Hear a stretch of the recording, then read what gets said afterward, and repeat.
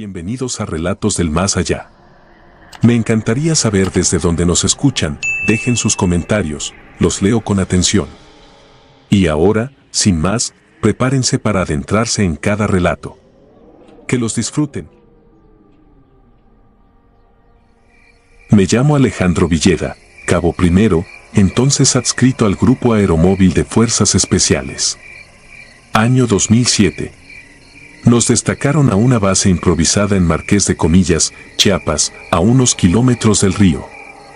La misión oficial era vigilancia, pero a las 3:40 recibimos un auxilio de un equipo de reconocimiento, clave Lince 3, fuera de contacto hacía más de 36 horas. La orden fue clara: entrar con primeras luces, rastrear, extraer, regresar en menos de 24. Éramos 6. El teniente Herrera al mando, el sargento Medina, Lozano de tirador, Ríos enfermero, Cuevas en radio y yo de punto. Nos internamos con el primer canto de aves, dejando atrás la última brecha de terracería. El calor subía desde el suelo como si respirara. La vegetación cerraba el paso en metros. Cada avance era machete, barro y raíces traicioneras. El GPS agarraba señal y la perdía, la brújula apuntaba y luego giraba lenta, como si dudara. Aún así, seguimos la línea prevista hacia la última posición del equipo perdido.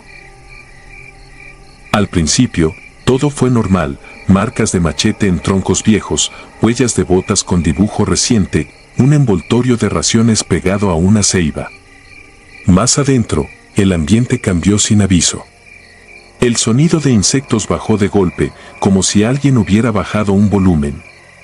Cuevas afinó la radio y encontró un canal con estática.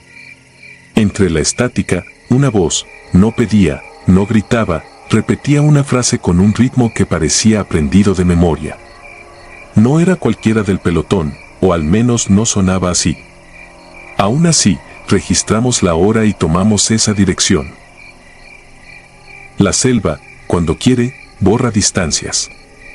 Caminamos horas que parecieron menos y, sin embargo, los hitos se repetían. Una palma caída con marcas de uñas de cuatí. Un hormiguero abierto. Un bejuco con un corte diagonal. Volvían a aparecer como si hubiéramos dado un giro sin darnos cuenta. Para descartar la sensación, amarré una cinta al tronco de un chico zapote y seguimos con rumbo fijo. 1 kilómetro después, el mismo tronco con mi cinta estaba a mi derecha. Nadie dijo nada, anotamos coordenadas que no coincidieron con las del mapa. Encontramos el primer punto de contacto a las 12:20. Un campamento a la carrera, tiendas desgarradas, mochilas abiertas, latas en el suelo, un botiquín patas arriba. Había señales de disparo en la corteza de 2 árboles. Ni un casquillo, como si alguien hubiera recogido todo o como si nunca hubiera caído al suelo. En una estaca había un pañuelo con el número de matrícula bordado. Era del cabo Ibarra, del Lince 3.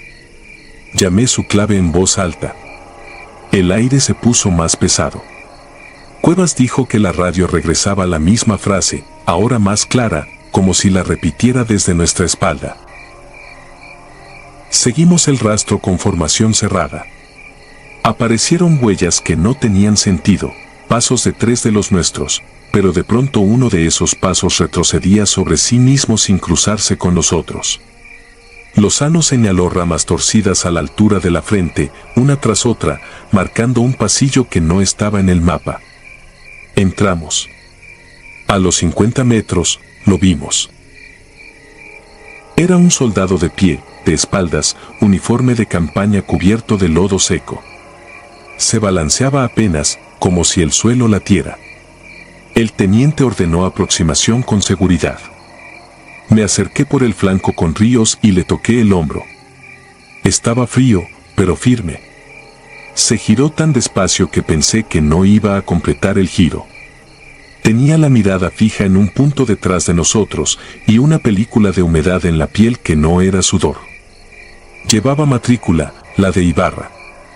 Le hablé cerca del oído, pregunté por su equipo, por su ruta, por el motivo de su detención. Mudo.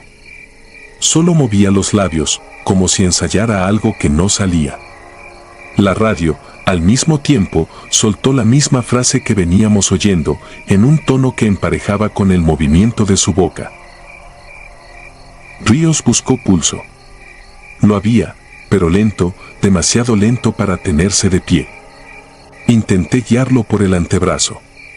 Su brazo no opuso resistencia, pero tampoco siguió. Fue como guiar a alguien dormido. El teniente decidió evacuarlo de inmediato hacia el campamento para estabilizarlo y reorganizar la búsqueda. Dimos media vuelta. El sendero ya no estaba. La vegetación cerró en un tejido que no recordábamos. No era que creciera en segundos, era que nos faltaban referencias. A la derecha, el río que habíamos oído toda la mañana sonó donde no debía. Cuevas pidió silencio e hizo un barrido de frecuencias. Encontró nuestra propia voz de hace minutos, con la clave de contacto y la marca de tiempo, repitiéndose con un desfase que no supimos calcular. Pensé en interferencia, rebote, fallas. Luego el viento trajo el olor de suelo recién abierto, húmedo y denso, el mismo que queda cuando se hunde la bota en terreno saturado. Pero no había charcos. El aire parecía espesarse, costaba tragar. Medina propuso dejar marcadores cada 20 metros y romper la vegetación hacia el norte hasta recuperar la corriente del río verdadero. Aceptamos. Avanzamos con golpes de machete, cargando a Ibarra entre Ríos y yo, deteniéndonos cada poco para marcar. En uno de esos saltos, volví la cabeza al marcador anterior y lo vi a 5 pasos detrás, aunque habíamos contado 20. El reloj marcaba 13:05. 3 minutos después, marcaba 12:52. Nadie lo dijo. Solo seguimos, con el ritmo convertido en ritual. Pasadas 2 horas, según los relojes, la luz cambió como si hubiera llegado la tarde de repente. No era nubarrón, no era lluvia. Era una penumbra sin explicación. El tirador señaló 3 figuras detrás, a través de las ramas. Supe que no podía ser nuestro equipo, estaban demasiado quietas. El teniente dio la orden de movernos en zigzag para cortar línea visual. El peso en mis brazos aumentó de golpe. Ibarra abrió la boca y exhaló un aire que olía a tierra vieja. Noté que ya no parpadeaba. Ríos insistió con el pulso, seguía ahí, obstinado, pero el cuello no mostraba latido. La radio soltó otra frase, distinta, con un nombre que ninguno de nosotros llevaba. No voy a describir las horas que siguieron con detalle. Convertimos la marcha en una salida por capas, siguiendo sonidos de agua que se apagaban, rastros que se doblaban, marcas que aparecían delante de nosotros. Las figuras atrás a veces eran 2, a veces 4, a veces ninguna. Una vez estuvieron a un paso y pude ver que no eran hombres completos, pero tampoco eran sombras. No disparé. No era cobardía, era la certeza de que el plomo no tenía mecanismo contra aquello. Cuando por fin oímos motores de lancha, supe que habíamos dado con el río correcto. Salimos a una playa de grava con la luz de tarde clavada en la piel. Ibarra cayó como si le hubieran cortado un hilo. Al tocar el suelo dejó de tener pulso. Lo subimos como pudimos a una lancha que patrullaba. En la base, el enfermero civil no pudo determinar causa. La piel no mostraba golpes, no había marcas de lucha. Solo cansancio y una mirada fija que no se cerró ni cuando lo cubrieron. Volvimos 3 de 6. No recuperamos a Medina ni a Lozano. El reporte oficial se cerró con términos limpias, desorientación, agotamiento, pérdida de contacto. El área se marcó como restringida por riesgo de deslizamientos. Nadie volvió a pisarla con uniforme. La matrícula de Ibarra pasó a inventario, punto final para papeles. No para mí. Algunas noches, ya fuera de servicio, la radio que guardo por costumbre prende sola. No suena estática. Entra una voz con frases de rutina, ubicaciones que no existen, coordenadas que llevan al mismo punto en blanco de los mapas. A las 3:40, exacto. A veces creo reconocer el timbre de uno de los míos, otras veces no reconozco nada, pero entiendo la instrucción: entrar, buscar, extraer. Nunca responde cuando pregunto la palabra clave que solo nosotros sabíamos. Si cierro los ojos, siento la presión húmeda en las manos, el peso que no cedía, el olor a suelo abierto sin charco. Y el mismo pensamiento vuelve, nítido: no entramos a buscar a nadie, entramos a un terreno que no quería gente adentro y que nos enseñó, con calma, la forma de perderse sin moverse. He regresado en civil a la ribera. No me acerco. Miro la línea donde empieza el follaje y recuerdo la cinta en el tronco, el reloj en retroceso, la voz que emparejaba con labios que no decían nada. La selva, ahí, luce igual que siempre, verde, inmensa, vieja. Uno podría pensar que está vacía. Yo sé que no, y sé que hay lugares donde el mapa no manda, manda otra cosa, paciente y sin prisa, a la que no le interesa si tenemos órdenes, claves o experiencia. Solo espera a que pongas el pie. Luego decide si te devuelve. A mí me devolvió. A otros no, y cada madrugada, a la misma hora, me recuerda que la ruta de salida no fue mía. Fue de ella.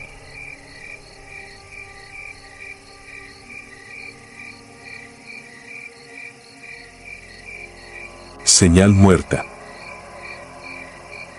Me llamo Adrián Valdés, sargento segundo del GAFE, y lo que voy a contar pasó en 2016, en la franja de matorral y dunas entre Mapimí y el límite con Chihuahua. Nos mandaron a buscar a 2 ingenieros de telecomunicaciones que dejaron de reportar mientras instalaban repetidores.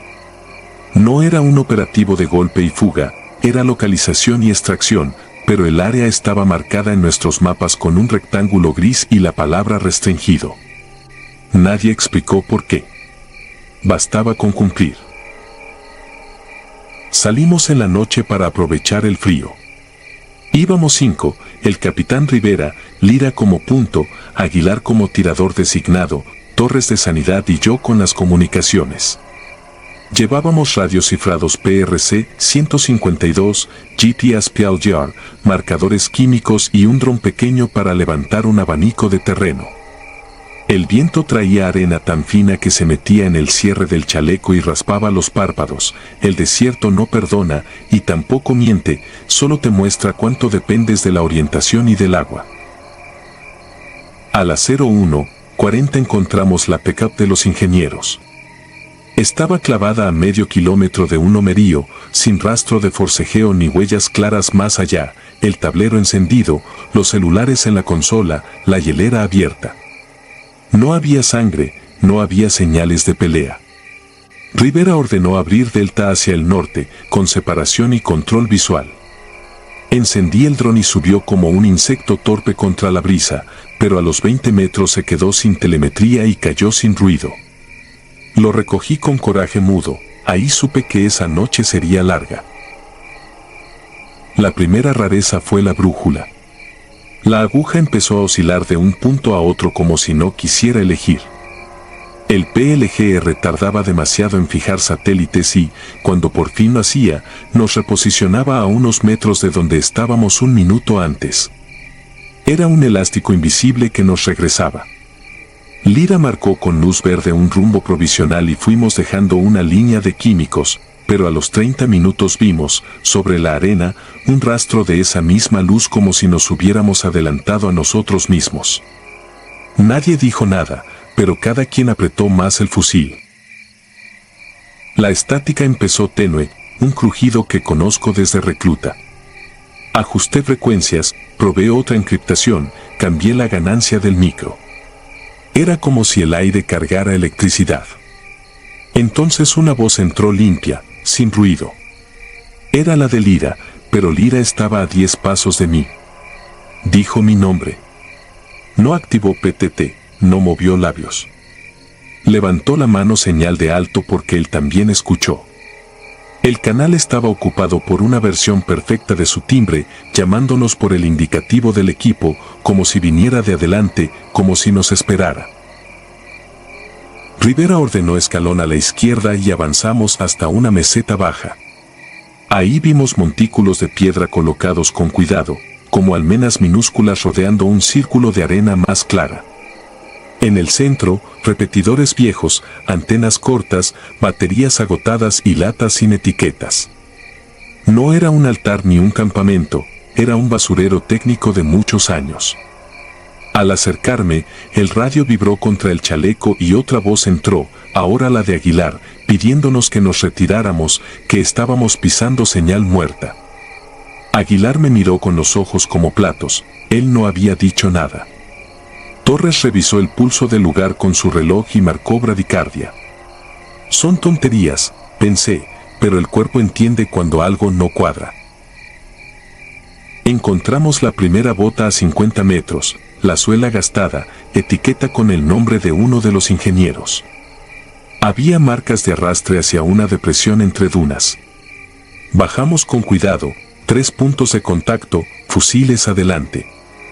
El aire cambiaba de temperatura en ráfagas, subiendo y cayendo en segundos. El radio dejó de ser un aparato y se volvió un oído extra, oyendo cosas que no debíamos. Empezaron a entrar voces con nuestras propias inflexiones, repitiendo órdenes que alguna vez dimos en otros campos, evocando nombres que preferiríamos no volver a escuchar. No era teatro, no era eco, era memoria desobediente colándose por la antena. Llegamos a un pasillo de arena dura resguardado por matorrales secos. En el fondo había una estructura baja, cuadrada, hecha con placas soldadas a la mala. Un gabinete técnico oxidado con cables que salían hacia ninguna parte.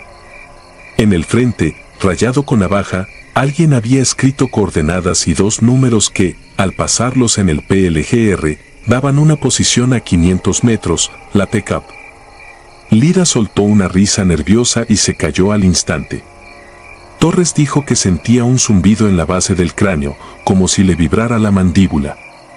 Yo sentía la lengua pesada. Rivera tomó la decisión de abrir el gabinete. Dentro, una consola de radio antigua, moduladores, un osciloscopio apagado y, acomodados con paciencia, micrófonos de varias épocas. Algunos tenían etiquetas con fechas de los 90. En el fondo, envueltos en plástico, 2 chalecos reflejantes con el logo de la empresa de los ingenieros. No había cuerpos. No había notas.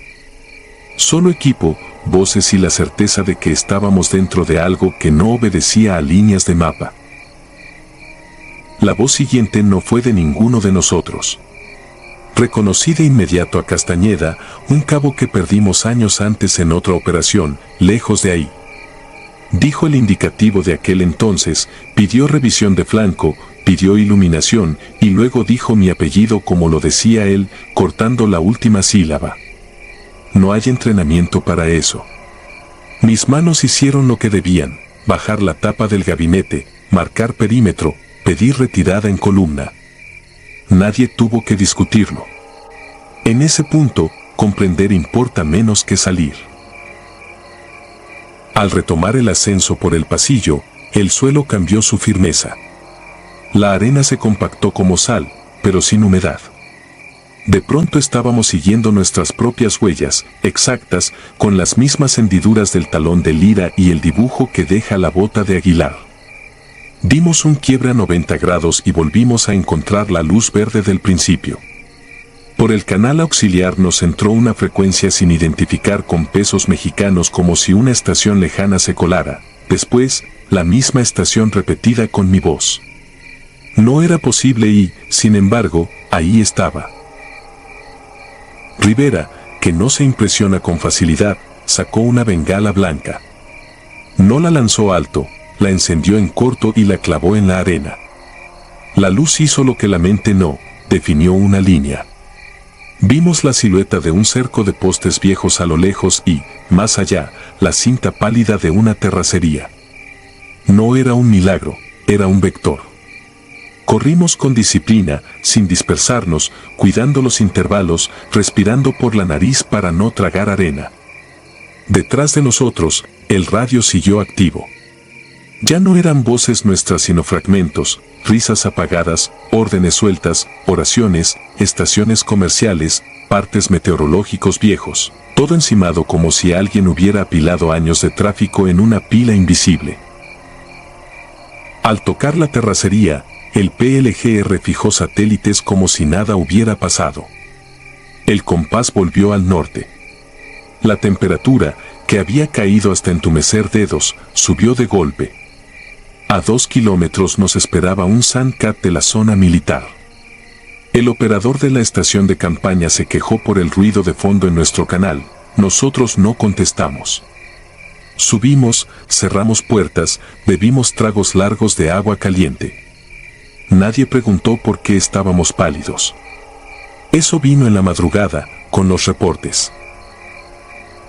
Volvimos al punto con un pelotón y 2 ingenieros de otra filial. No encontraron el gabinete. Sí hallaron el basurero de antenas y las marcas de luz verde, pero el rectángulo de tierra clara del círculo ya no estaba. La take-up fue remolcada. Hicimos búsqueda en Peine con luz de día y helicóptero, nada. Los 2 ingenieros desaparecidos fueron dados por no localizados. Se levantó acta. La hoja no abarca lo que vibra en las manos cuando recuerdas. Esa noche, ya en base, apagué el PRC 152 y dejé la antena a un lado, convencido de que era su gestión. Aún así, cuando el silencio me permitió oír más allá del generador, percibí un crujido muy tenue, como cuando uno enciende una banda y aún no habla nadie. No encendí el equipo. Me quedé mirando el techo. Entendí que hay lugares donde las palabras pronunciadas, los llamados de auxilio, las órdenes, los chistes de madrugada, quedan pegados a la intemperie como retazos, y que, si caminas justo por donde se amontonaron, te tocan y se reproducen con la primera garganta disponible, la tuya, la de tu compañero, la de un muerto. No cuento esto para asustar a nadie. Lo cuento porque, si algún día te mandan a una zona en la que los mapas llevan advertencias sin explicación, no te fíes de lo que el equipo diga cuando empiece a decir demasiado. Marca líneas con luz, corta el ruido, no persigas voces que suenan exactas. Y si de pronto escuchas tu nombre pronunciado con una entonación que solo tú reconoces, no te detengas. La disciplina también es una forma de fe. Desde entonces, cada vez que acerco la oreja a un radio, siento el mismo pequeño tirón en la nuca. No es pánico.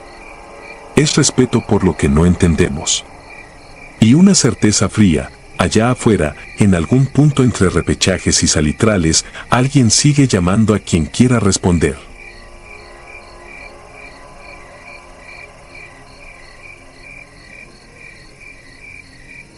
Turno de bruma. Me llamo Luis Armenta, teniente de infantería en la Sedena. Lo que voy a contar pasó en 2012, en la sierra que mira hacia Guatemala. Oficialmente fue un reconocimiento de rutina para ubicar un punto de cruce y confirmar reportes de gente armada. Extraoficialmente, todos los del pelotón coincidimos en que algo ahí no correspondía a nuestro mundo. No intento convencer a nadie, solo dejar por escrito lo que no me deja dormir. Entramos de noche por una brecha de terracería. 8 hombres, FX-05 asegurado, NVG listos, radios en cripto. La humedad pegaba en el rostro y una bruma espesa cubría la ladera como manta mal puesta. A la entrada del poblado, 3 casas sin luz, puertas abiertas, ningún perro. Colocamos punto de reunión, marcamos con cinta naranja y escalonamos seguridad. La guía de operaciones decía 30 minutos de permanencia y salida hacia el cauce. Nadie protestó. Sabíamos movernos en silencio, pero el silencio de ahí no era el que uno entrena. Era más pesado, como si la barranca apretara el aire. Avanzamos por parejas. Yo iba con Paredes, un sargento que podía cruzar monte de noche como si fuese su patio. El resto se desplegó por calles de tierra, bardas de piedra y corrales vacíos. La bruma no se movía con el viento, parecía moverse sola, cerrándose y abriéndose a su antojo, dejando ver a ratos un poste, una cubeta, una ventana sin vidrio. En una esquina encontramos marcas recientes de llanta y colillas frescas. Buen indicio para nuestra misión, mal presentimiento para el cuerpo. Cuando la radio empezó a fracturar paquetes, pensé en interferencia. A los 2 minutos, escuchamos el primer murmullo. No era voz de uno de los nuestros. Era un canto apagado, como los que entonan los viejos en novenario, sin letra clara. La bruma lo traía desde distintas rutas, adelante, a la izquierda, de vuelta al camino de entrada, siempre lejos y siempre cerca. Paredes levantó el puño y nos detuvimos. A 20 metros, junto a un jacal caído, vimos a un hombre con sombrero y farol. No tenía brillo común, más bien un halo bajo, como lámpara sin combustible. Paredes me miró, asintió y di 2 pasos al frente. El hombre giró la cabeza y se metió por un pasillo estrecho. Lo seguimos con cuidado, cubriendo ángulos. Al doblar, ya no estaba. Solo una pared encalada y una cruz hecha con 2 varas atadas por un hilo descolorido. Pedí reporte. Martínez y Rico describieron lo mismo en otro punto, alguien los guiaba hasta volverse esquina y evaporarse. Valencia informó la presencia de un corral con huellas infantiles y juguetes oxidados acomodados en círculo. Nadie mencionó miedo, ninguno diría eso por radio, pero el pulso estaba en las manos. Decidí reagrupar en la pequeña cancha del pueblo. Tardamos más de lo normal en reunirnos. A Torres lo encontré de cara al piso, apuntando a la bruma, respirando cortito. Dijo que oyó a su madre llamarlo por su nombre con entonación de cuando era niño. Repetí la orden de moverse sin mirar atrás y mantener contacto físico cuando la bruma cerrara. Llegamos a la cancha. 2 porterías de tubo, una banca volcada. En el centro, un círculo de tierra removida con marcas de machete alrededor, como si alguien hubiera delimitado un área. En el borde había un aro de latas aplastadas, mechones de paja y 3 botas viejas, sin su dueña, apuntando hacia el oriente. Al agacharme a revisar, sentí un golpe seco en el oído, no fue disparo, fue como si el aire reventara un globo junto a la cabeza. El canto se detuvo. El poblado entero pareció inhalar. Rico señaló la primaria al fondo. En la puerta había colgados listones pálidos y fotografías desteñidas de rostros que no pude identificar. Encima, un reloj sin manecillas. Pese a las ganas de salir, la orden pedía inspeccionar estructuras públicas. Cruzamos el patio. En los salones, pupitres con polvo y cuadernos sin portada. En uno, encontré una libreta con planas, no debo voltear cuando me llaman en el camino. La frase se repetía hasta llenar la hoja. Tomé la libreta y la guardé. Fue al salir cuando oí mi nombre con la entonación exacta de mi padre, muerto hacía años. No fue imaginación. Pronunció mi apodo y me dijo que me detuviera. Me quedé anclado medio segundo, suficiente para que Paredes me empujara el hombro y me hiciera recuperar paso. Si me detengo, me quedo. No sé por qué lo supe, pero lo supe. A partir de ahí el canto regresó, ahora como si marcara compás de marcha. 1, 2, 1, 2, lento, con un golpecito seco al final de cada par. Ordené salida por la ruta de repliegue. La bruma nos cerró la brecha. El GPS marcaba que caminábamos en círculo. La cinta naranja con la que habíamos señalado el primer punto apareció a nuestra derecha, aunque yo juraría que salimos hacia el lado contrario. Paredes hizo una marca nueva en una piedra, una flecha hacia el cauce. A los 100 pasos, otra flecha en otra piedra, hecha con el mismo cuchillo, apuntando hacia donde veníamos. No era la nuestra. Ahí fue cuando Valencia empezó a rezar entre dientes. Nadie lo cayó.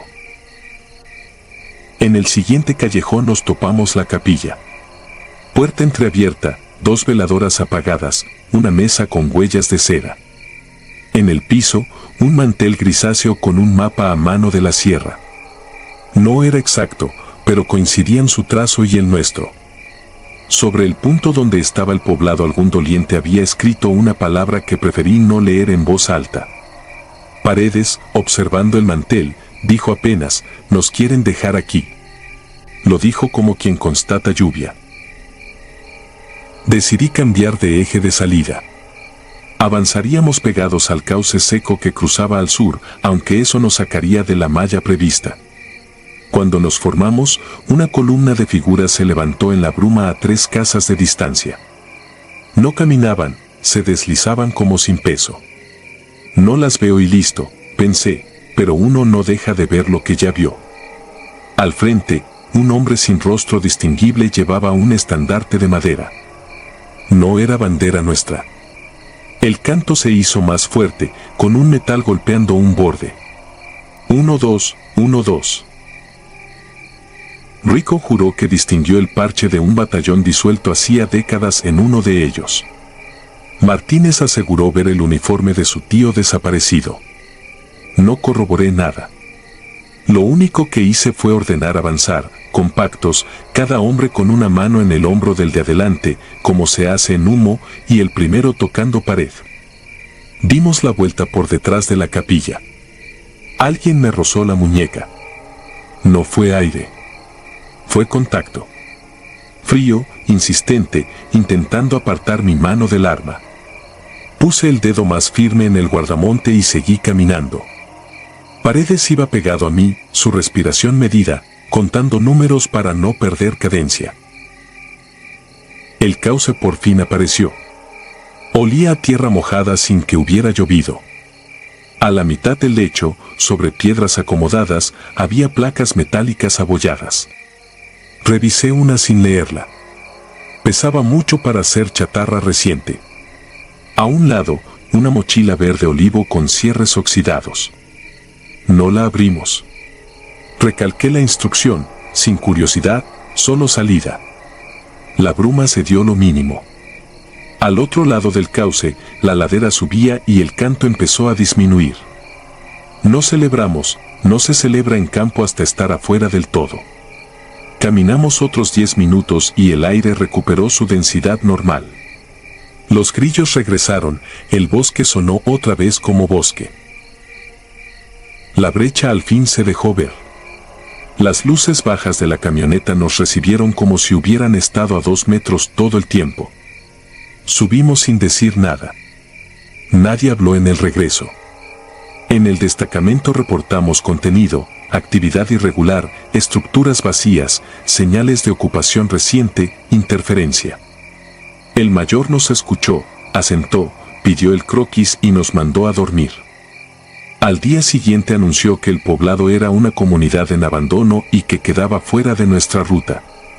Pregunté por una patrulla de policía rural que, según un reporte viejo, hizo contacto ahí en 1999 y nunca regresó. Me dijeron que no abriera archivos viejos. Esa tarde limpié mi fusil en el cuarto de armas. De un bolsillo donde guardé la libreta de la primaria cayó una tarjeta laminada, del tamaño de una credencial. No era mía. Tenía el nombre de un cabo, el tipo de sangre y un número de control que el sistema dejó de usar antes de que yo entrara. El plástico estaba gastado y la foto casi perdida. En la parte posterior, con tinta casi borrada, alguien había anotado una fecha de 1988 y un destino, salida por el cauce, no voltear. La guardé sin decir a nadie. Han pasado años y no he vuelto a esa sierra. Hay noches en las que el cuarto queda tan callado que la memoria reproduce el mismo compás. 1, 2, 1, 2, con ese golpe seco que nadie más oye. También hay momentos, al final del turno, en que la lámpara del pasillo parpadea y me alcanza el olor a tierra mojada sin lluvia. En esas, recuerdo la fila que se levantó entre la bruma, la forma en que nos midieron sin prisa, como si estuvieran haciendo lista, como si el pueblo entero fuese un retén que no aparece en el mapa. No soy de inventar. no me conviene. Solo sé que los viejos tienen razón cuando recomiendan ciertas reglas en caminos de montaña. Avanzar sin mirar atrás. No responder cuando te llaman desde lugares donde no hay nadie. No tomar objetos que no son tuyos. Esa noche obedecimos 2 de 3. Por eso, cuando cierro los ojos, siento otra mano que intenta apartarme el arma y guiarme hacia un pasillo estrecho. Y cada vez me cuesta más trabajo seguir derecho, contando en voz baja, para no romper la marcha. 1, 2, 1, 2. Porque a veces las rutas no terminan en el monte. A veces se quedan adentro, como un puesto de control que se te instala bajo la piel y espera a que vuelvas a cruzar.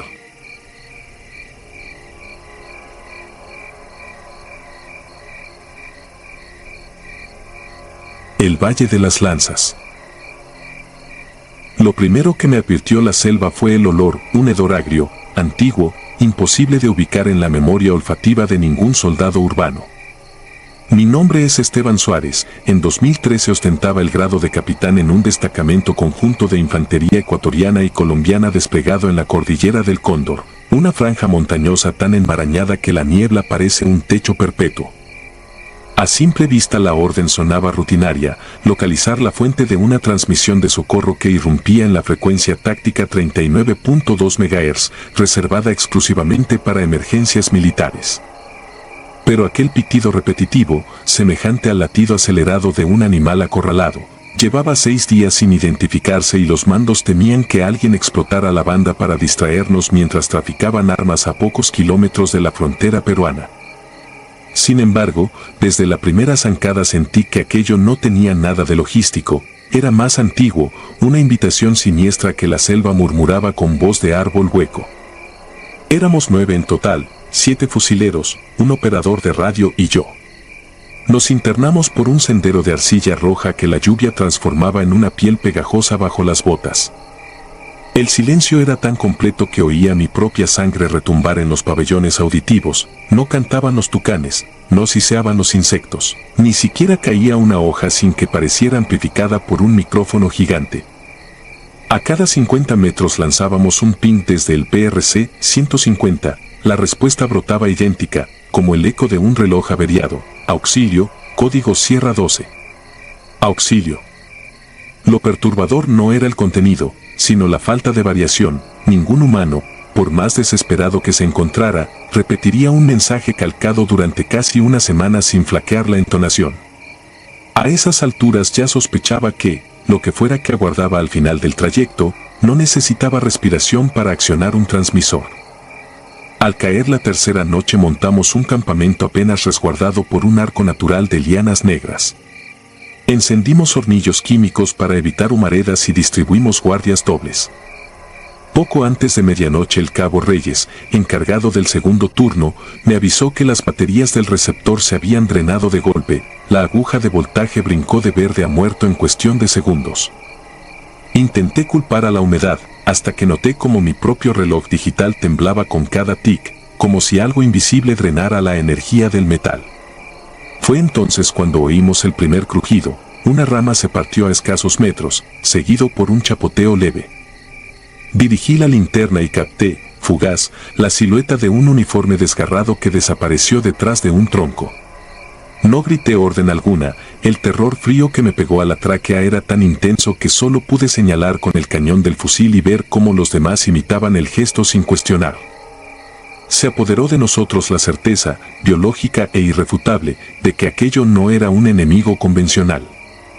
Al amanecer descubrimos huellas alrededor del perímetro. No se parecían a pisadas humanas ni animales, eran hendiduras alargadas, casi se podría decir que digitales, como si el suelo hubiera sido presionado por la palma de una mano gigantesca con dedos excesivamente finos. El sargento Morillo intentó fotografiarlas, pero la cámara se apagó en el instante de presionar el disparador. Sin electricidad, sin insectos, sin canto de pájaros, la selva entera parecía suspendida bajo una campana de vidrio que solo dejaba pasar la humedad y aquel olor metálico que se pegaba a la lengua. Continuamos el ascenso siguiendo el pitido, cada vez más fuerte, hasta que el receptor reventó un chasquido y quedó mudo. En lugar del alivio, sentimos un vacío eléctrico, el mismo que se percibe cuando el refrigerador de una casa deja de zumbar y uno descubre cuánta compañía ofrece el ruido ambiental. Al mediodía dimos con un claro. Allí, en medio de la maleza aplastada, había un campamento corroído por las lluvias, 2 tiendas de lona rasgadas, raciones vencidas, cascos con la insignia de una brigada disuelta años antes y, junto a la hoguera apagada, una libreta empapada con tinta corrida.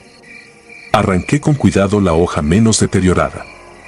Bajo la mancha azulada se repetía una frase en castellano antiguo, como si hubiera sido escrita por un monje en trance: no son nuestros dioses los que habitan las cumbres, son sus sombras.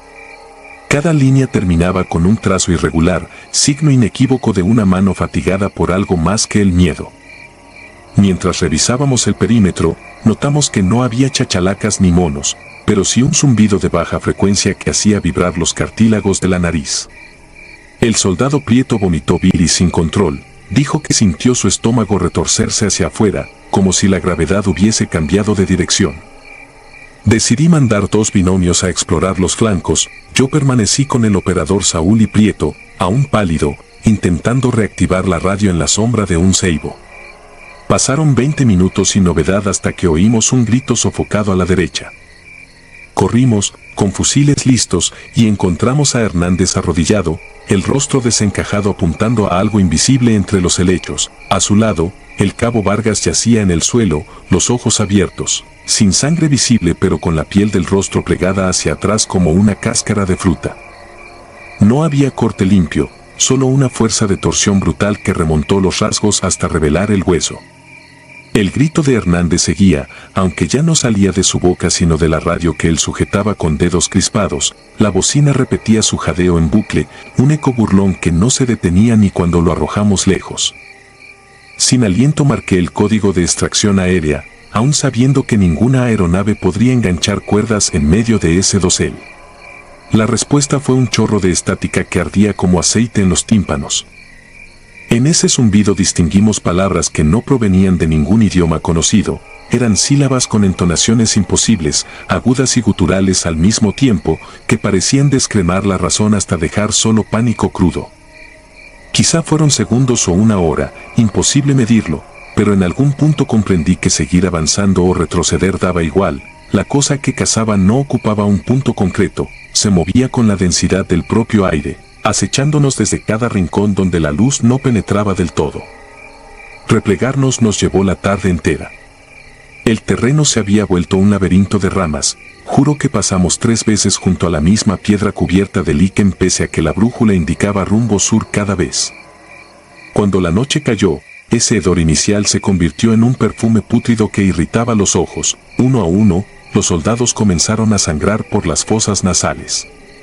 Levantábamos las linternas, pero los haces se curvaban antes de alcanzar los 5 metros, como si chocaran contra una pared gelatinosa. Fue entonces que los vi. A lo lejos, en la penumbra, desfilaban figuras con uniformes irreconocibles, cubiertas de lodo, sin distinguirse rasgos humanos debajo. Avanzaban sin doblar las rodillas, con un balanceo antinatural, y cada vez que un destello les arrancaba un reflejo plateado en los pechos, el pitido de socorro estallaba otra vez en nuestro equipo roto. Entendí que no pedían ayuda, aquel tono era su canto de caza. Ordené abrir fuego, las balas trituraron hojas y corteza, pero las siluetas ni se inmutaron. Apreté el gatillo hasta sentir el cañón temblar contra mi mejilla. Sin embargo, un silencio denso se tragaba cada disparo antes de que el eco brotara.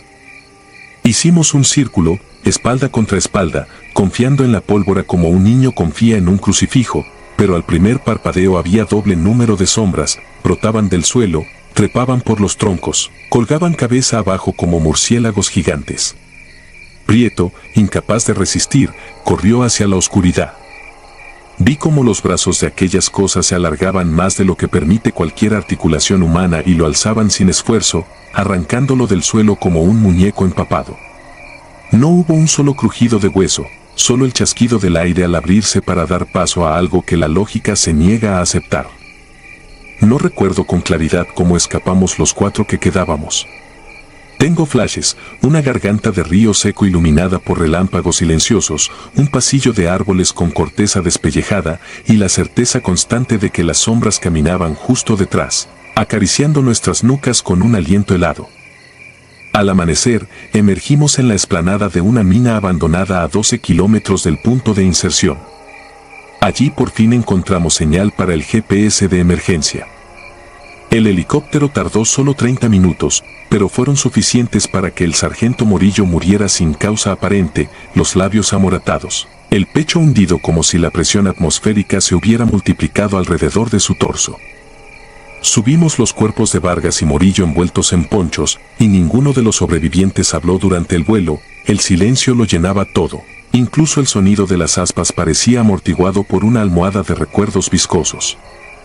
La investigación posterior concluyó que la transmisión se originaba en un equipo obsoleto, hallado 4 meses más tarde a 200 metros de nuestro campamento primario. Pertenecía a una patrulla peruana desaparecida en 1999 durante ejercicios binacionales. Jamás se recuperaron restos humanos, solo placas oxidadas y botas llenas de tierra arcillosa.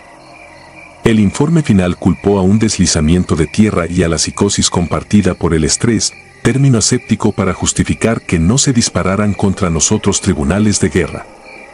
Pero cada noche, cuando cierro los ojos, vuelve aquel hedor agrio, la vibración en los huesos y el ruido húmedo de algo que se arrastra bajo la corteza de la realidad. Y entonces recuerdo la frase escrita en la libreta: no son nuestros dioses los que habitan las cumbres, son sus sombras. Comprendo que la selva no es un lugar al que entramos, es una puerta que, una vez cruzada, nos marca con su idioma primordial y jamás vuelve a dejarnos dormir en paz.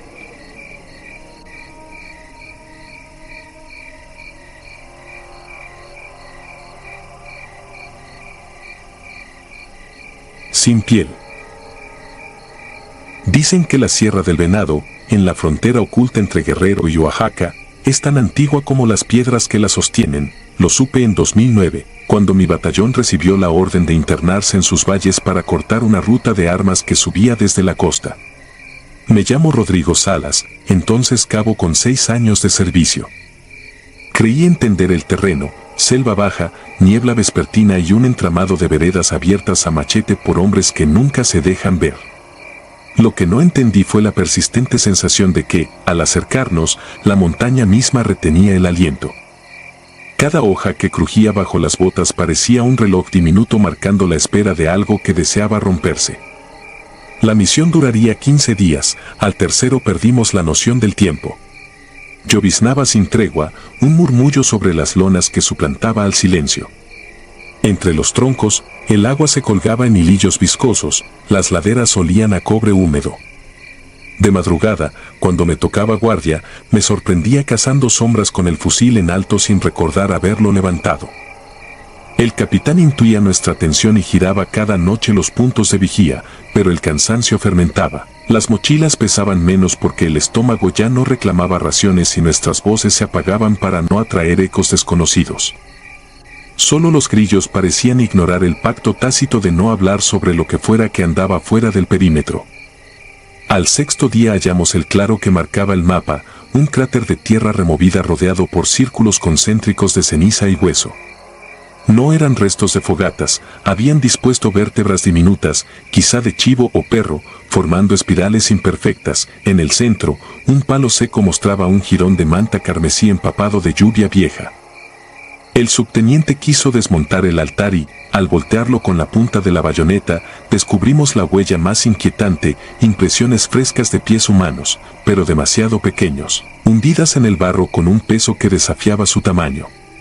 Nadie pronunció la palabra que zumbaba en nuestras cabezas, bruja, pero todos la entendimos. Esa noche la llovizna se convirtió en aguacero, y el suelo bajo el campamento empezó a latir como un corazón enfermo. El cabo Primero Martínez, que dormía 10 metros a mi izquierda, se incorporó con tal violencia que casi desgarró la tela de la hamaca. Juro que vi la estampida del terror en sus pupilas antes de que gritara: «Allí está». Señalaba la penumbra entre los troncos, alumbramos con las lámparas y la vimos. Era alta, huesuda, sin piel visible, aunque un velo de sangre oscura la recubría como barniz. La lluvia resbalaba por su superficie y formaba hilos rosados que chorreaban hasta el suelo. Me sostuvo la mirada con ojos opacos, sin párpados, y sonrió con una boca imposible que parecía desgarrada hasta las mejillas. Dio un paso y el barro no la tragó, era como si flotara 1 centímetro sobre él. Disparé. La detonación rebotó en las laderas, pero la criatura se desvaneció, absorbida por la negrura entre los árboles. Quedamos petrificados. El capitán ordenó replegarnos y reforzar el perímetro con minas de ruido, aunque sabíamos que ningún explosivo detiene a un espectro. El resto de la noche fue un insomnio colectivo que se agazapaba detrás de párpados temblorosos. Al amanecer, el barro del claro exhibía nuevas huellas, 80 quizá, dispuestas en líneas que parecían una escritura arcana encaminada directamente a nuestro campamento y vuelta atrás, como si aquello nos hubiera contado, uno por uno. El 8º día enfermó Juárez, mi compañero de patrulla. La fiebre lo dobló en cuestión de horas, la piel se le cubrió de manchas violetas con bordes irregulares. Cantaba en sueños con una voz que no era la suya, un cántico de tono nasal imposible de replicar. El capitán envió un mensaje de extracción, pero los helicópteros no pudieron cruzar la neblina cerrada, era como si la sierra hubiera erigido un techo compacto para conservarnos adentro. Atamos a Juárez a una camilla improvisada y continuamos, porque la orden de avanzar seguía vigente y porque retroceder implicaba atravesar de nuevo el claro de huesos. La segunda aparición me eligió a mí. Anochecía cuando me adelanté al grupo para buscar un cauce de agua. Sentí primero el olor, una pestilencia a metal oxidado mezclado con fruta podrida, y después la helada que asciende del suelo antes de un temblor. Volteé y la tuve encima. Sus dedos largos, afilados como raíces muertas, me agarraron el antebrazo, la carne se me petrificó al instante. Vi de cerca la malla de venas expuestas latiendo bajo el charco de sangre que la cubría, ninguna tenía pulso regular, se agitaban como gusanos ciegos. Su boca goteaba una saliva verdosa que chisporroteaba en las hojas, como ácido sobre metal. Intenté gritar, pero la voz se ahogó cuando me susurró en un español gutural, sin piel, sin paz. Ese eco vibra todavía en mis tímpanos. No sé quién disparó, tal vez yo, tal vez el teniente que venía detrás.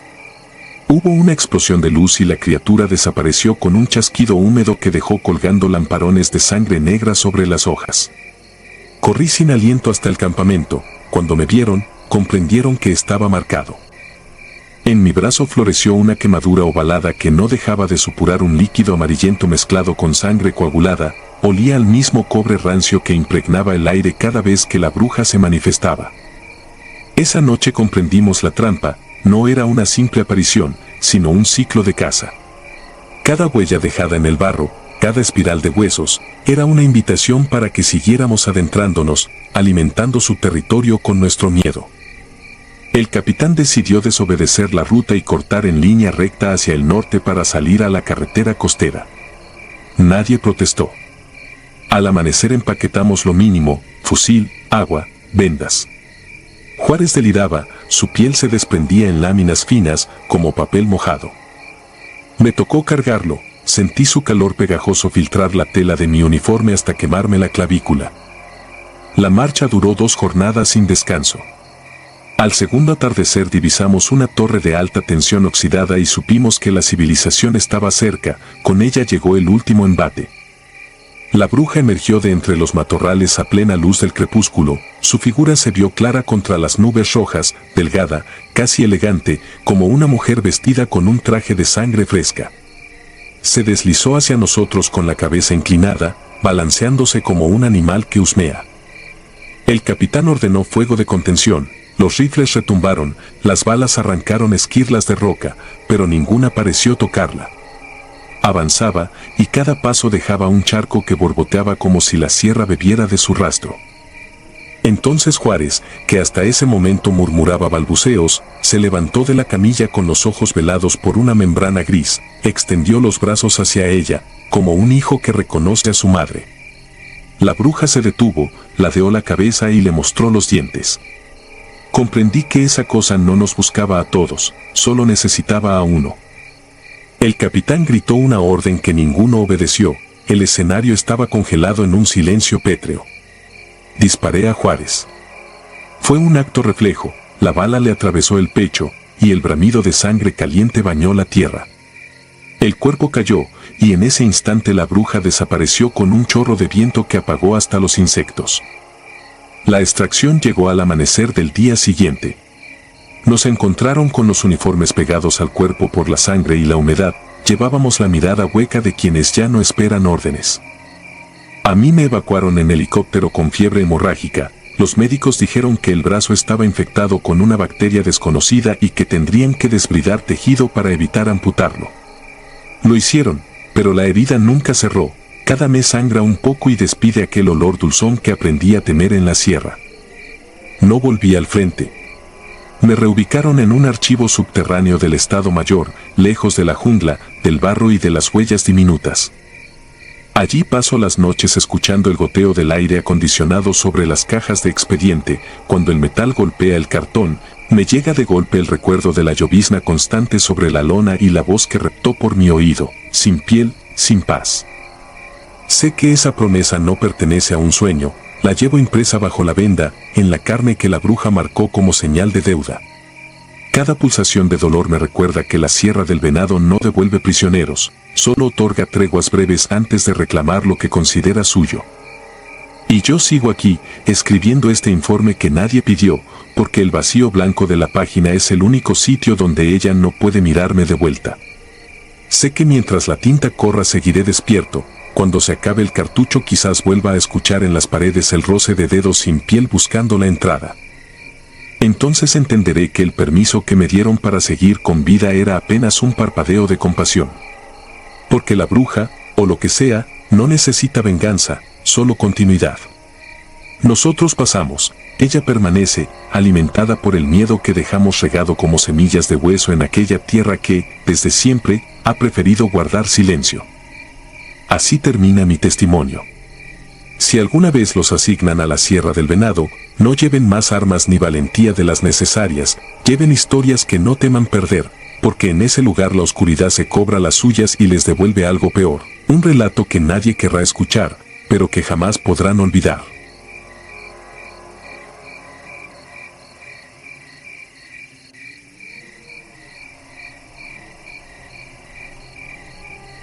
Pacto de sangre. Nunca me había temblado el pulso al cargar un fusil ni al firmar una orden de marcha, pero aquella vez, en la barranca rojiza de la Sierra de Duraznos, supe que el miedo auténtico no viene del fuego enemigo sino de algo que te observa sin cuerpo y sin nombre. Era 2014, tenía 11 años de carrera y respondía al distintivo Aguilar 15. El alto mando nos desplegó para desmantelar los laboratorios y campamentos del Colmillo Negro, un grupo que, decían, conservaba intacto su poder gracias a una devoción oscura. La noche antes de adentrarnos en la sierra, el viento arrastraba un olor a metal húmedo, como si toda la vegetación sudara sangre vieja. Mientras revisaba mi equipo, escuché historias susurradas, patrullas enteras que habían entrado por el mismo cañón y nunca regresaron, balas que parecían desviarse de los criminales y buscar solo el pecho de los soldados. Pensé que eran exageraciones para asustar a los más nuevos, hasta que conocí a Zorra Vieja. Así le decíamos a un cabo escuálido de rostro cenizo que llevaba colgado al cuello algo que relucía apenas la luz de la fogata, un dije de la Santa Muerte forjado en latón ennegrecido. No hablaba mucho, sus respuestas eran frases cortas, casi siempre un atisbo de sentencia.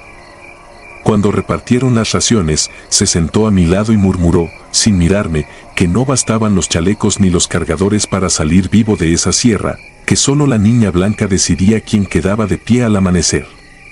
Lo dejó ahí, como quien deja un cartucho en la boca de la recámara. Me obligó a tragar la comida con un nudo en la garganta.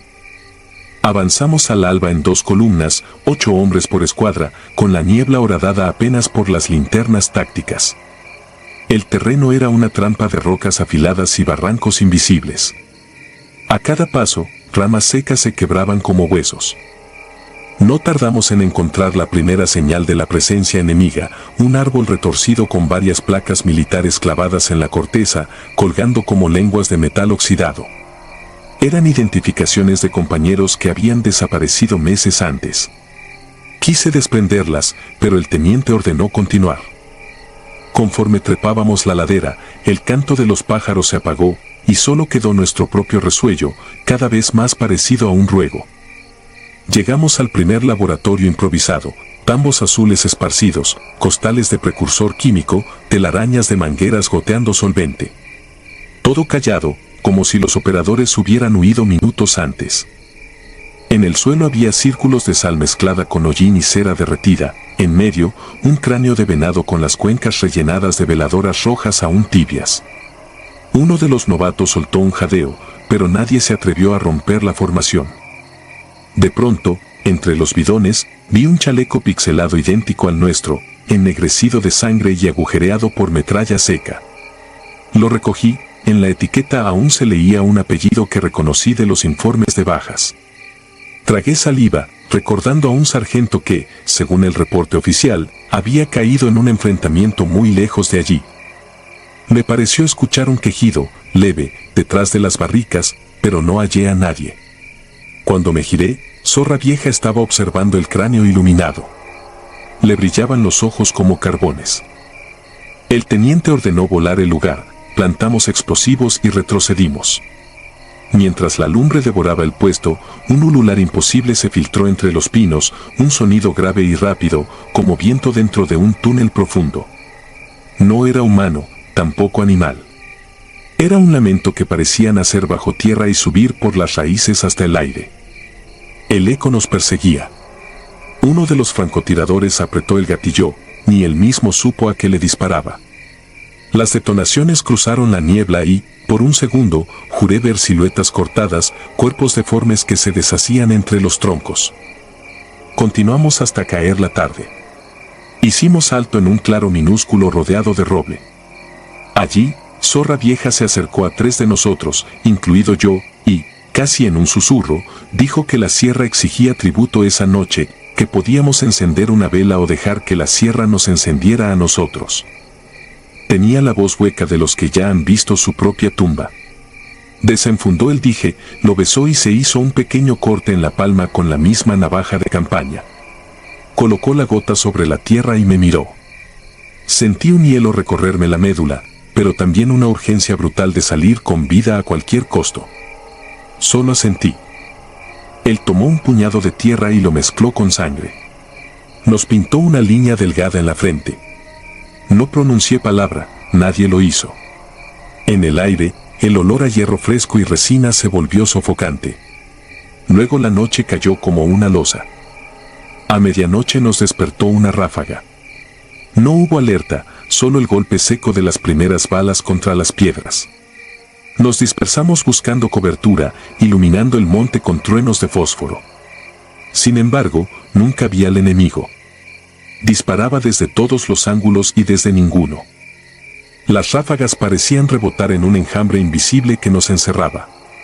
Un compañero gritó al recibir un impacto en el muslo, y su alarido se fundió con otros lamentos que no salían de gargantas humanas.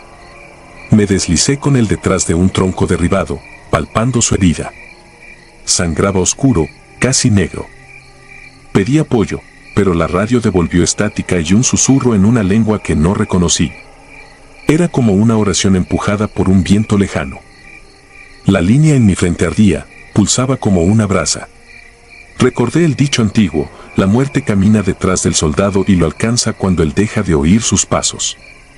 Pues bien, aquella madrugada, la sentí delante, detrás y a los lados, multiplicada, respirando sobre nuestra nuca. Cuando la munición se agotaba, el teniente ordenó retirada cuesta abajo. Nos replegamos, arrastrando al herido. En medio del retroceso, algo impactó contra el casco del artillero que iba delante de mí, cayó, pero cuando lo volteé no había orificio. Solo un círculo quemado y una expresión de terror inmóvil, los ojos muy abiertos viendo algo arriba de los árboles. Lo cargué al hombro. Su corazón latía débil, como un tambor en una caverna. El fuego cesó de golpe. El silencio se impuso con un zumbido que comprimía los tímpanos.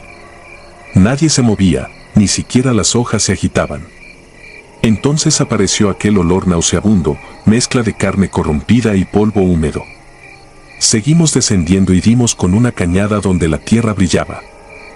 Al acercarnos, descubrimos que el brillo provenía de decenas de casquillos gastados formando un símbolo imposible, círculos entrelazados que encerraban un triángulo y, al centro, una calavera pintada con grasa. Alrededor, cascos, botas y chalecos de distintas épocas y unidades, apilados como un monumento grotesco. El teniente intentó llamar al puesto de mando, pero la radio comenzó a chillar como un cerdo degollado. En ese preciso instante, sobre la cresta opuesta se encendieron decenas de veladoras. Los cilindros de luz delinearon siluetas encapuchadas que portaban rifles y cuchillos, inmóviles, observándonos. Zorra Vieja se adelantó un paso y alzó su dije. Murmuró algo apenas audible, un rezo o un pacto renovado. No sé si fue su gestión, pero las llamas de aquellas velas parpadearon con violencia, como si recibieran un soplo al unísono. Los encapuchados se desvanecieron, borrados por la oscuridad reinante. Al instante, las velas se apagaron y solo quedó el crepitar lejano de un tronco quemándose. Aprovechamos la negrura para correr ladera abajo. El aire estaba espeso, costaba respirarlo. Cada metro era un triunfo demencial. No escuchaba disparos ni pasos tras nosotros, pero el pánico nos desgarraba por dentro, convenciéndonos de que cualquier resbalo implicaba quedar rezagados, convertirse en ofrenda. Alcanzamos un arroyo seco donde improvisamos puesto de auxilio. Allí descubrimos la magnitud de las bajas.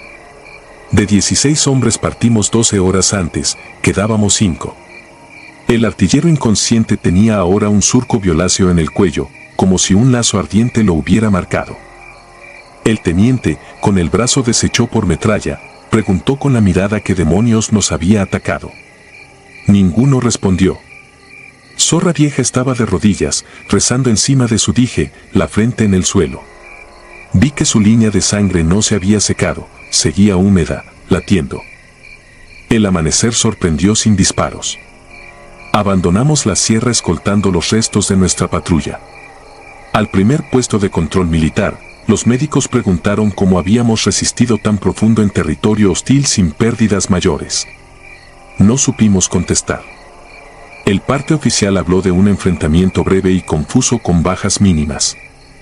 Nadie mencionó las sombras, la calavera de casquillos ni las veladoras sobre la cresta.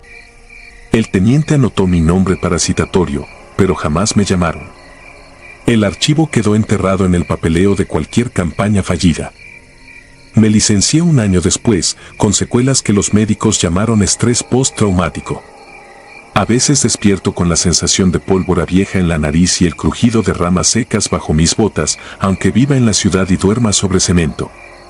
Mantengo una pieza de mi equipo en el armario, el casco del artillero, aquel sin orificio. En la concavidad interior, bajo la espuma, hay una mancha ennegrecida que nadie logró limpiar. Dicen que es óxido, pero a mí me recuerda el estallido de aquella noche y los ojos petrificados de mi compañero. En mi sala, al fondo, permanece un pequeño altar que fabrico y renuevo en silencio. Una vela blanca, un vaso de agua, un cigarro sin encender y la figura del latón de la Santa Muerte que Zorra Vieja me regaló al despedirnos, la misma madrugada en que desapareció del cuartel sin dejar constancia. Nunca volvió a figurar en nómina ni en lista de desertores. Simplemente se esfumó con su rezo a cuestas. Cuando las llamas de la vela chisporrotean sin motivo aparente, sé que ella, la niña blanca, aún reclama su cuota de fe por aquella madrugada atroz en la barranca rojiza, donde la pólvora no mataba y el silencio respiraba. Y mientras mantenga viva esta flama, confío en que pospondrá el momento en que reclame mi nombre a solas, en alguna ladera donde el eco suene a voces de casquillo vacío. Porque el único sonido más temible que una ráfaga sostenida es ese zumbido hueco que antecede al silencio final. El sonido de la muerte caminando a tu lado. Y créanme, cuando la has escuchado tan cerca, el sueño se convierte en un lujo que ya no puedes permitirte.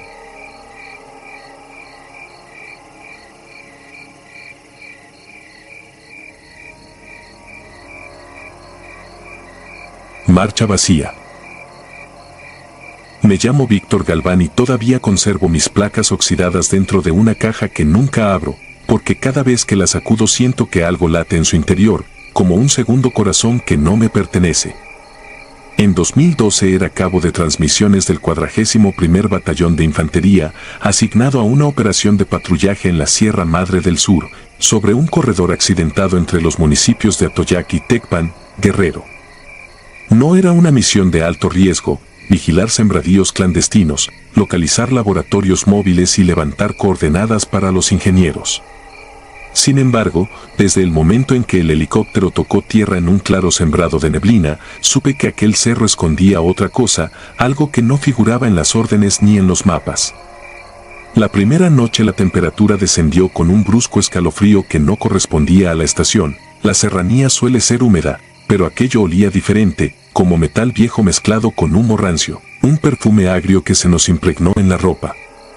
Antes de la medianoche, las ranas dejaron de croar, luego los insectos cesaron su zumbido, y a las 3 de la mañana el generador se detuvo sin explicación, aún con el tanque lleno.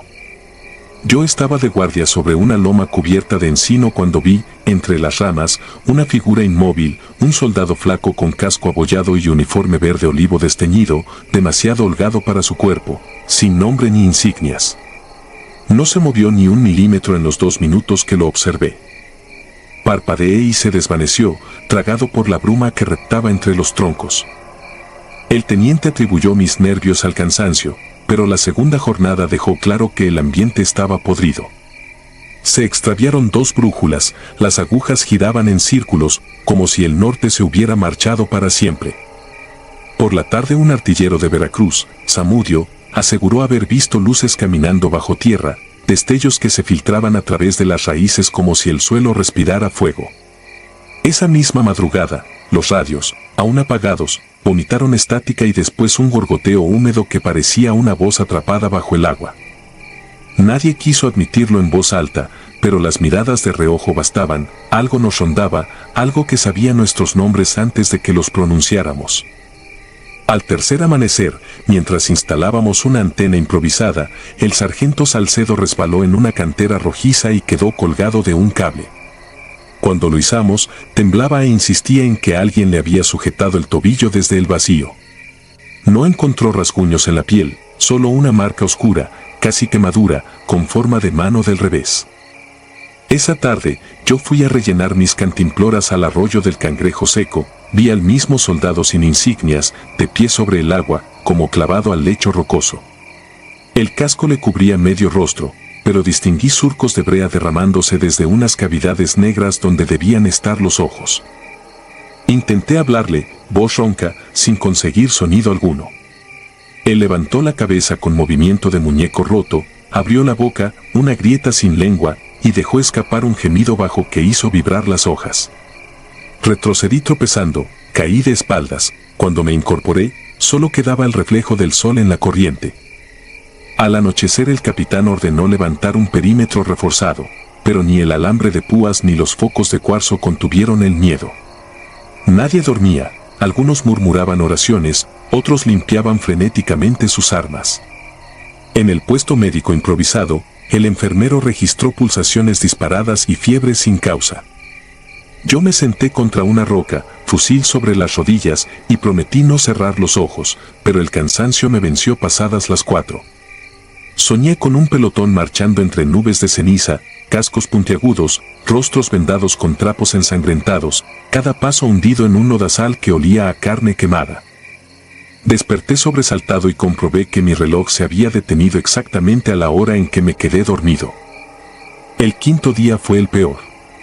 Durante la patrulla de mediodía perdimos la señal GPS y tuvimos que guiarnos por el relieve. Al rodear un crestón rocoso encontramos un claro que no figuraba en la cartografía. En el centro había una trinchera derruida, tablones podridos sobresaliendo como costillas secas. Dentro yacían restos de uniformes reventados por la intemperie, tela verde pálida con botones de bronce en forma de estrella de 8 puntas, un diseño que ninguno reconoció. Entre la maleza hallé una dog tag de aluminio casi ilegible, solo destacaba un número de serie seguido de la palabra Carbonarios. El capitán dispuso recoger muestras y abandonar el sitio, pero la colina se tragó las órdenes, los radios escupieron un silbido agudo, las baterías se agotaron de golpe y el aire se tornó espeso, cargado con un olor a hierro oxidado. Mientras avanzábamos, vi de nuevo al soldado sin insignias, esta vez acompañado de otros 4 con idéntico uniforme. Se alineaban al borde de un barranco, inmóviles, cadavéricos, los cascos parecían de cuero reseco y las bocamangas chamuscadas aún humeaban. Crucé mirada con Salcedo, él también los veía. Ninguno disparó, sabíamos, en alguna parte del instinto, que las balas no servían allí. Todo ocurrió en silencio hasta que el viento arrastró un sonido, primero un tambor lejano, luego un canto áspero, casi un himno militar entonado sin lengua, un murmullo que se metió en nuestra sangre y la agitó. La línea de figuras dio un paso, luego otro, y el terreno pareció encogerse, cada zancada suya era 1 metro nuestro hacia atrás, como si manipularan la distancia con la memoria. La tensión reventó cuando López Arellano, de Chiapas, gritó y corrió colina abajo. Lo seguimos para evitar que se precipitara por el acantilado. Lo hallamos de rodillas, rasguñando la tierra, sollozando que alguien le había arrancado las pupilas. Pero sus ojos estaban intactos, lo que faltaba era su reflejo. Al asomarse al agua estancada de un charco, nadie, ni siquiera él, pudo verse en la superficie, el líquido parecía absorber la luz igual que lo hacía la bruma. Decidimos evacuar inmediato. De regreso en la base temporal, el capitán convocó a Teniente Coronel Silva, nuestro enlace de inteligencia. El oficial llegó esa noche escoltado por 2 vehículos, revisó las muestras y luego nos reunió sin protocolo. Nos contó, voz seca, un episodio enterrado de 1974, la Operación Carbón Negro, despliegue secreto contra un grupo rebelde apodado Los Carbonarios, veteranos de la guerra sucia que se ocultaron en estas mismas montañas. El contacto final ocurrió un 23 de marzo, día brumoso según los registros. La patrulla de avanzada informó al cuartel de haber encontrado posiciones fortificadas, luego se cortó la transmisión. Un equipo de rescate tardó 2 días en llegar, hallaron solo trincheras humeantes, cascos derretidos, uniformes retorcidos alrededor de esqueletos ennegrecidos, como si los hombres hubieran ardido de adentro hacia afuera. Nadie reclamó esos restos, la operación se selló y los cuerpos quedaron expuestos a la intemperie. Silva nos miró uno por uno, lo que dejaron morir aquí no ha terminado de marcharse. A la mañana siguiente el cuartel general ordenó retirada completa. Cargamos equipo a toda prisa, la neblina era tan espesa que apenas distinguíamos las siluetas de los camiones. Mientras formábamos para pasar lista, el capitán gritó cada nombre, al pronunciar Zamudio, quien había desaparecido durante la noche sin dejar rastro, una voz respondió presente, detrás de la columna. Nadie se atrevió a voltear. En cuanto el motor rugió y abandonamos el claro, el silencio que quedó atrás pesó como un cementerio recién sellado. Una semana más tarde, en Chilpancingo, un psicólogo militar me preguntó por qué no dormía. Yo fingí ignorar el olor a humo que se filtraba desde los conductos de aire acondicionado, igual al que impregnaba cada recuerdo de la sierra. Me declararon apto y me devolvieron al servicio, pero la noche previa a mi siguiente destacamento escuché pasos cadenciosos en el pasillo del dormitorio, un desfile compasado, conté 16 botas arrastrándose, el mismo número de bajas en la Operación Carbón Negro. Pedí la baja poco después. Ahora trabajo en un taller mecánico a las afueras de Querétaro. Los fines de semana limpio mi vieja fornitura por simple ritual, cierro puertas y ventanas, enciendo una lámpara tenue y paso el paño sobre la tela. A veces, al frotar los broches, se desprende un polvo negro que huele a madera quemada y a sangre vieja. Otras veces escucho un eco sordo, casi un redoble, que nace dentro de la cantonera del fusil que entregué hace años. En raras ocasiones, cuando el viento sopla desde el sur, me parece ver figuras quietas entre los nopales del terreno baldío, con cascos de cuero y rostros ausentes, formadas en orden impecable, aguardando una orden olvidada. No sé si esperan mi voz o si marchan guiadas por un tambor invisible, pero cada vez que cierro los ojos siento que la columna avanza un paso y que el cerro donde quedamos atrapados se acerca, arrastrando la neblina consigo. Hay soldados que mueren y encuentran sepultura, hay otros que se diluyen en los legajos de la burocracia, y existen unos pocos que arden sin testigos, condenados a desfilar por una patria que dejó de reconocerlos. Mientras alguien mantenga viva la memoria, aunque sea por miedo, su marcha jamás termina.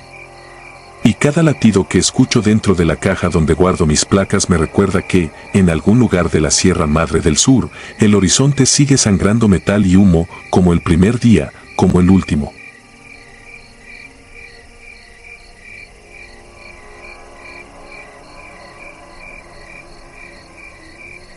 La hoguera. Me llamo Omar Ruiz. Sirvo en infantería desde 2008. Pero lo que voy a relatar ocurrió en 2011, cuando aún llevaba la novatez pegada al uniforme. Nos destinaron a la Sierra Madre del Sur, en la franja más inaccesible de Guerrero, donde los caminos son cicatrices de lodo y la señal de radio muere en los barrancos. Éramos 6 hombres bajo el mando del teniente Castañeda. A mí me tocaba conducir la unidad y cumplir de centinela el primer turno cada noche. El objetivo oficial era reconocimiento preventivo, buscar sembradíos ilícitos y vigilar sendas de trasiego. Sin embargo, al llegar a la última comunidad habitada, San Rosario de la Cumbre, comprendimos que la orden escondía algo más. El poblado, de apenas 20 casas de adobe, parecía petrificado en un atardecer que nunca terminaba. No había gallos, no había niños, no había música de radio. Solo viento que arrastraba polvo rojizo y golpeteaba láminas oxidadas. Descendimos para aprovisionarnos de agua y preguntar por caminos seguros. Yo cargaba mi fusil, pero sentí que era un adorno inútil frente a aquella quietud. En una banqueta, 2 ancianos nos observaron con resignación. El teniente les pidió información. Ellos se limitaron a indicar con la barbilla la vieja iglesia sobre la loma. Castañeda insistió. La mujer, con voz resquebrajada, dijo que los menores estaban encerrados por precaución. Su compañero añadió un susurro que me erizó la piel. Desde la quema. Y ya no articuló más. Al avanzar por la calle principal noté puertas atrancadas con cruces de varas y ramas de ocote fresco. En varias jambas pendían listones rojos, algunos chamuscados. Parecían amuletos improvisados. Mi compañero Cortés, oriundo de Michoacán y poco dado al miedo, comentó que aquello era brujería de la vieja escuela, la clase de señales que se colocan cuando ni la Guardia Civil quiere arrimarse. Montamos campamento en las afueras, donde comenzaba el bosque de pino y oyamel. Castañeda dispuso 2 turnos de vigilancia. Ese primer anochecer no hubo disparos ni voces. Pero mientras permanecía en guardia, noté un hedor dulzón, semejante al cuero quemado, que flotaba con las ráfagas de viento. Alumbré con la linterna y descubrí, entre los troncos, un arco de piedra calcinada, la entrada a la capilla que los ancianos habían señalado. Sobre el dintel ennegrecido todavía colgaba un cencerro quebrado. Imaginé su repique en mejores tiempos y sentí un vacío frío bajo el chaleco. A la mañana siguiente, Castañeda ordenó reconocer el lugar santo. Nos acercamos en formación. El templo se había reducido a muros tiznados y vigas partidas, el interior era un lecho de ceniza solidificada. Sin embargo, en el presbiterio se conservaba la figura de una mujer, moldeada con la costra negruzca del fuego. No era una estatua, era un cadáver retorcido, petrificado en la postura de alguien que intentó protegerse el rostro. Nadie habló. Nos retiramos con prisa. El teniente reunió al pelotón y compartió la versión que había arrancado a los ancianos. 3 meses atrás, otro destacamento se acantonó allí y capturó a una curandera del poblado vecino, acusada de robar recién nacidos para ritos que solo la superstición describe con detalle. La entregaron al sacerdote mientras esperaban refuerzos. Esa misma noche una turba, encendida por años de duelo y rabia, irrumpió en la iglesia, la linchó y quemó el edificio con ella adentro. El fuego consumió vigas y banca, pero el cuerpo no se desmoronó del todo. Los niños, dijo el anciano, no regresaron jamás. El párroco murió semanas después de fiebre y delirios. Desde entonces, las familias se atrincheraban al anochecer, porque veían sombras merodeando los techos y escuchaban el arrullo de una voz femenina que prometía llevarse lo que le pertenece. Aquella tarde sopesé desertar, lo confieso.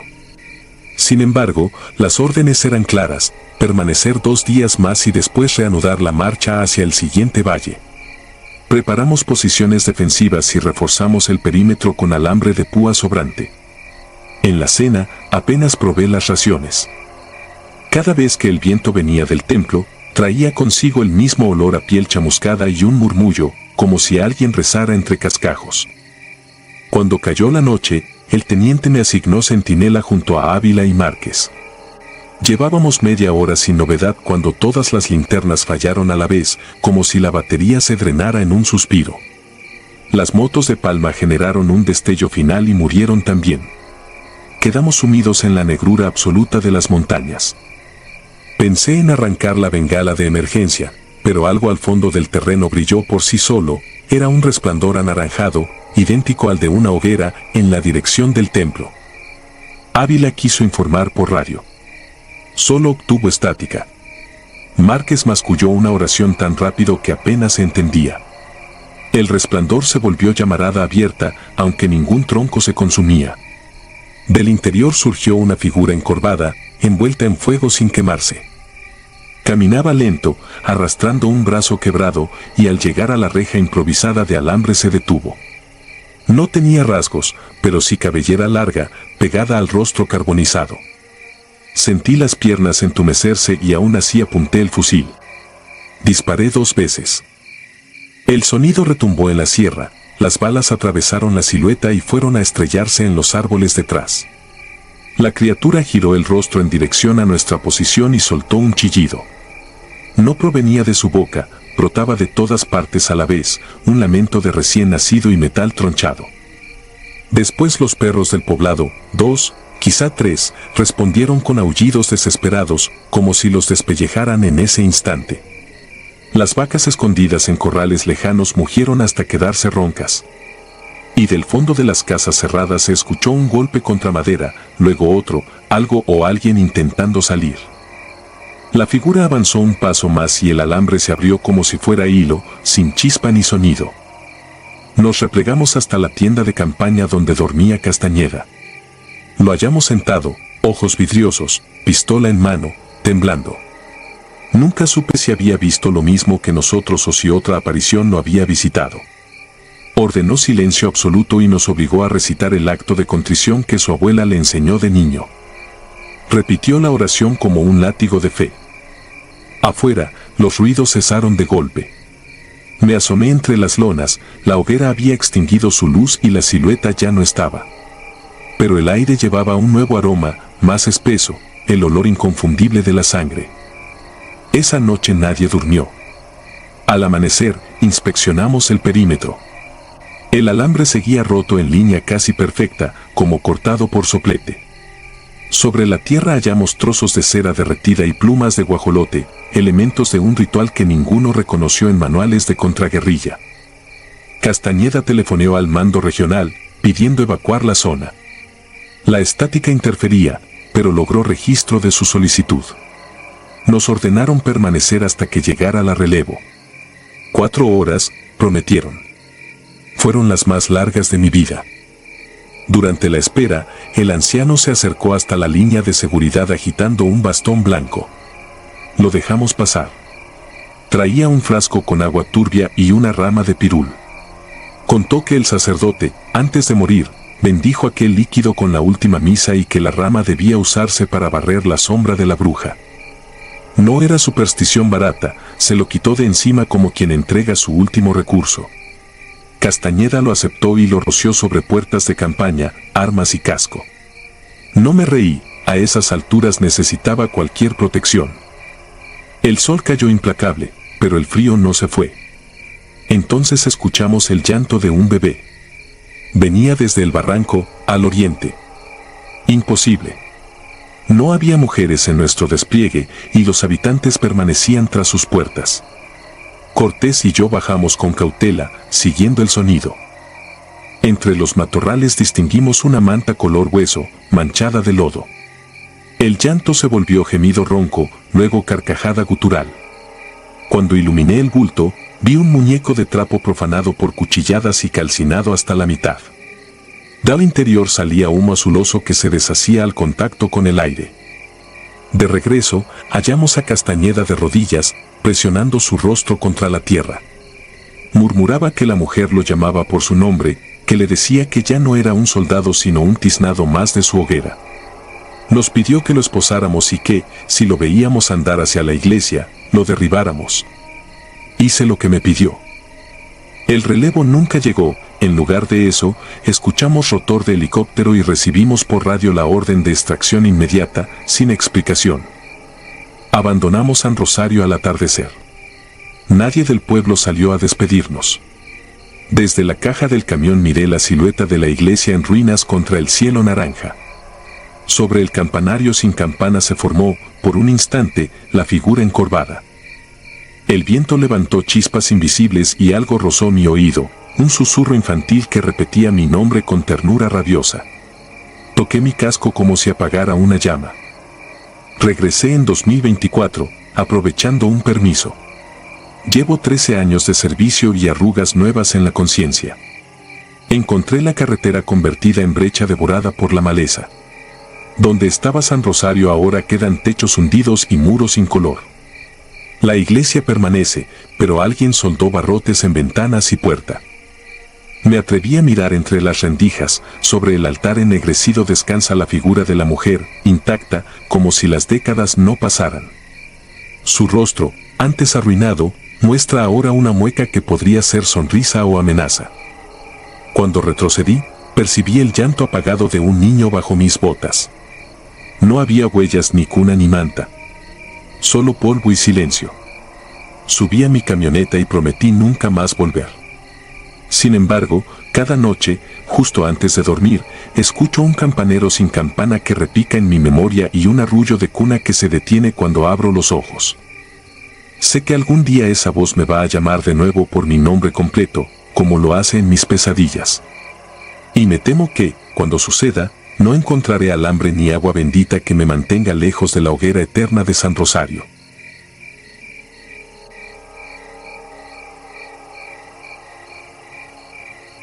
Si te gustaron estos relatos, regálanos tu like y déjanos tu comentario, y no olvides suscribirte al canal para que sigas recibiendo las notificaciones de los próximos relatos. Tu apoyo nos ayuda a seguir creciendo dentro de YouTube. Nuevamente, mil gracias y nos vemos en el próximo relato.